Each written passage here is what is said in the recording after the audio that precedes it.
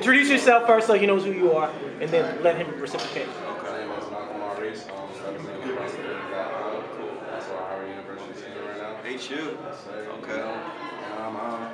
As a young person that has been in trouble, it was really influenced by music. How could I avoid the woes of the industry and actually promote the culture as opposed to being trapped in the industry? You can always start your own thing, man. I mean, it's like you all, you got blog spaces now. People have, you start your own record label. A lot of folks have their own labels, man. I can name people all around the country.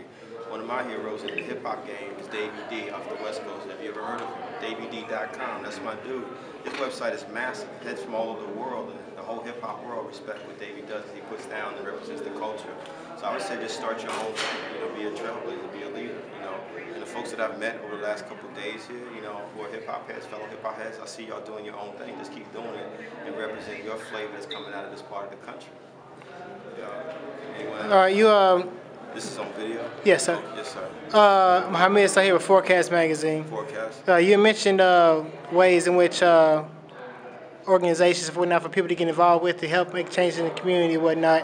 What are some things that organizations that you might get involved with, or what that people could do to do it? Are you saying that I'm involved with? That you are, and maybe suggestions that other people could well, look into. Let me say it here. There's a group of us, BK Nation. We're launching it later this year. The BK stands for Building Knowledge. My homegirl back there, Jessica Pinckney, is one of the folks as a founder of this thing. And it's going to start in New York City, but over the next few years, we're going to expand this thing around the country. We're going to be online, website, mobile platform, the whole 9 yards, because a lot of us, how do we get our information? The way y'all are recording it right now, So imagine a website is a clearinghouse of information around how to get money for college, how to get your GED, what do you do if you come out of prison, you look for a prison reentry program, all kinds of things like that. We're also going to be chapters around the country offline. We're going to have 5 projects for BK Nation: an education project, leadership project, a arts and culture project, a job and small business project, and a health, environment, and food project. Why do we pick those 5 projects? Those are some of the greatest needs that we have in our country, community, no matter what people's background. So that's what we're doing, and we hope that young people out there and will get involved in this organization as we expand this thing. We're very serious about this. I'm dedicated to this for the next several years of my life. There's nothing else I want to do other than help people come together. And really, it's not about any one leadership. Everyone here is a leader in his or her own way. So it's really encouraging people to be leaders. In fact, the motto for BK Nation is the leadership is us. We the people, you feel me? We gotta make it happen. Yes. How's domestic, this is Montauk Matt from AcrossTheFader.com, what's up? OK Phones on Radio Show. No doubt. How can we provide an avenue for positive hip-hop, as well as how can we enter the political arena without making it seem corny or obsolete? Like Lupe had an album that was called a lot of positive energy, but at the same time, it almost sounded like someone was talking like they're their father. And as grown folks, a lot of people don't want to hear that, and as kids, definitely don't want to hear it. So what is the right way of going about it? You gotta stick the pill in dog food, like we say. One of the things I would say is like, one, your beats have got to be phenomenal. And I wish we could have had that question during the session, because a lot of times, a lot of so-called positive rappers will say, well, I'm saying the stuff that you want me to say, and I'll listen to their music. I'm like, yo, I'm not trying to dish you some, but your beats are like garbage. You know what I mean? You gotta come with some blazing beats. That's really important.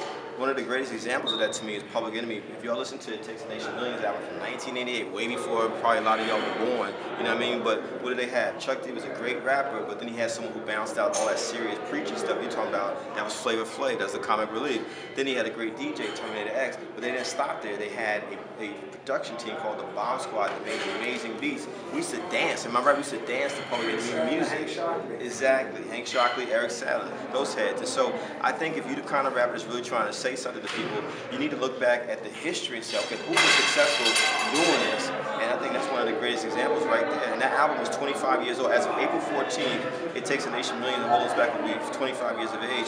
Everybody should go back and look at that album if you're serious about making some music. In these times, I mean, probably the closest we've come is Kanye in terms of like spitting certain things on a microphone, but then he makes his own beats, and his beats are hot. But so I really encourage folks to understand that if you don't move people on the dance floor, if you can't nod your head to certain things in a very serious way, if heads is not feeling it in their rides on the block, they're not really going to check for the lyrics. It's just real like that. You know what I mean? What piece of literature or artwork or music changed your run and set you on the path that you're currently on? I was just telling my man from the Washington Informer, the autobiography of Malcolm X changed my life. I was 18 years old, never heard of Malcolm X. Like I said in my speech, didn't grow with a father figure at all. And when I put the book down, I started crying because I was like, oh man, this dude is dead. You know what I'm saying? It's like I went through the whole book. You go through this whole journey with Malcolm, as y'all know, from where he was, his father being a Garveyite, his mom's being from the Grenada in the West Indies, and all the stuff that his father getting killed, his mother ending up in a mental institution, and then the family, 8 kids getting broken up in foster care, and then Malcolm is in jail after hustling, you know, and then the way he transformed his life by reading the dictionary. I mean, Matt, I'm 18 years old, I'm taking all this in, and I was like, who is this dude, man? You know, who is this cat? You know, and then he becomes this dynamic speaker and leader. And it was mind-blowing to read the autobiography of Malcolm X. There's a reason why Barack Obama, our president, said that's his favorite book. It's touched the lives of so many different types of people. And folks who've never read the autobiography have this very limited knowledge of Malcolm. They think he was just someone who hated people and he was just angry all the time. If you read the book, you know, and read some other supplemental stuff and listen to his speeches, you realize he was constantly evolving. He was changing even by the end of his life. And so for Malcolm, that was really the first example of manhood that I got that I had never seen before. You know, and that's one of my Bibles, man. You know what I'm saying? Got to like the Bible, like the Torah, like the Quran. Got to read it. I have a question. DJ Heat in the building. You mentioned health. Yes. And that really stood out to me. Like, I kind of had a health scare last year. I'm only 33, wow. But my doctor told me that, you know, my cholesterol is so high, I'm at risk for a heart attack. Wow. So, like, since then, I'm a gym addict. I've lost 40 pounds. God bless you. That's what's up.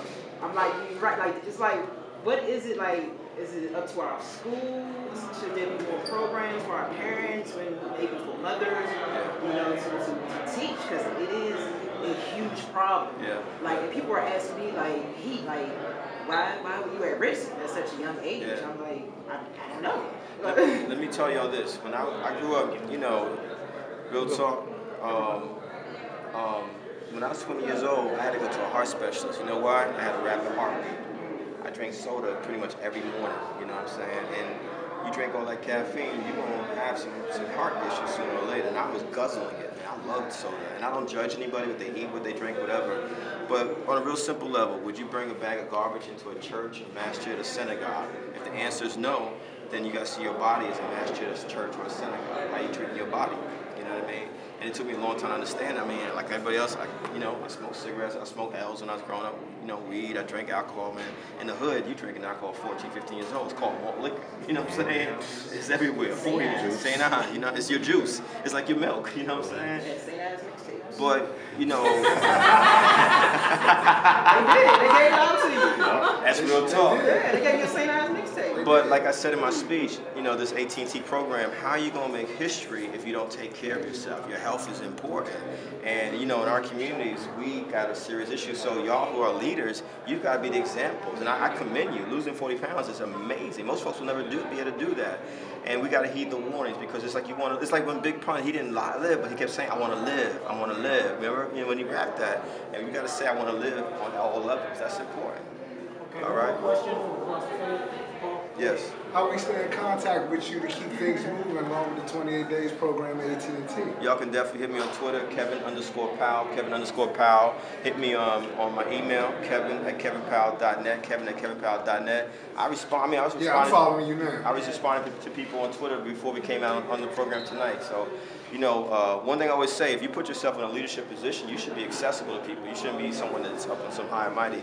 We don't get down like that. The folks I wrote with, we accessible. So just hit us up. You know what I mean? If it takes a little while, this might mean I'm traveling or something like that. But you know, we got to feed each other and learn from each other. That's what I'm about. You know what I mean? That's important. None of that generational dissing. And you know, you might be a senior at Howard University, but there's things you can teach me, just like I can teach you some things. It goes back and forth. You know what I mean?